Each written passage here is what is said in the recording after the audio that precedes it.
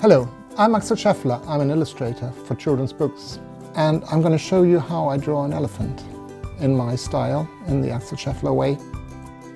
I would start by doing a pencil drawing first, and they've got huge ears, and then they've got quite bulgy, long trunk, and then the big tusks, and a little eye.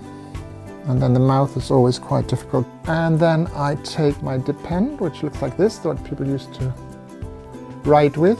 So I would start, just like many children when they draw at school or in the nursery, by doing the outlines.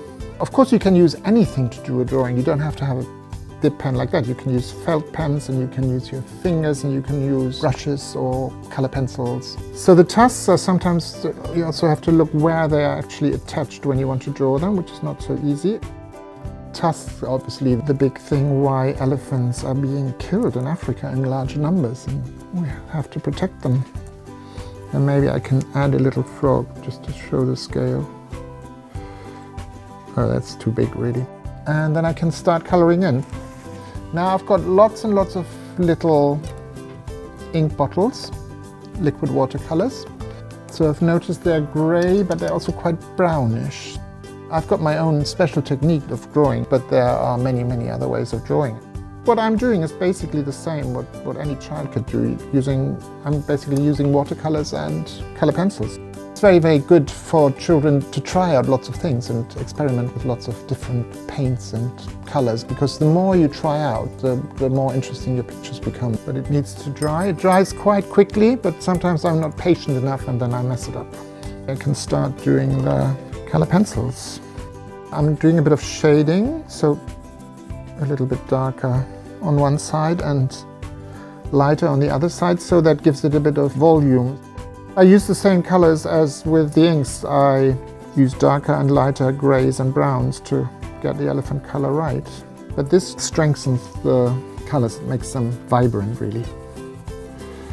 And it makes the animal look a little bit more realistic.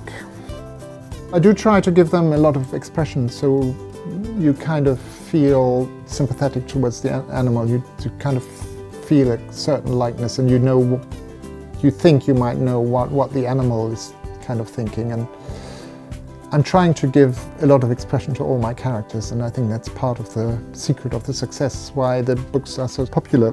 But the last thing I would do, which I'm going to do now, I think, is to redraw the outlines and maybe add again a few more little details, like a few little hairs on top, wrinkles. So now we give him a little smile. So I don't think this back line is I'm not very proud of that, and I don't think it's very realistic. I don't think elephants really look like that, but if you show that picture to anybody, then ask what it was, nobody would say it's a rhino or a hippo. Or there's always a little bit of freedom for artists to draw their own version of the animals. So we can get away with a lot.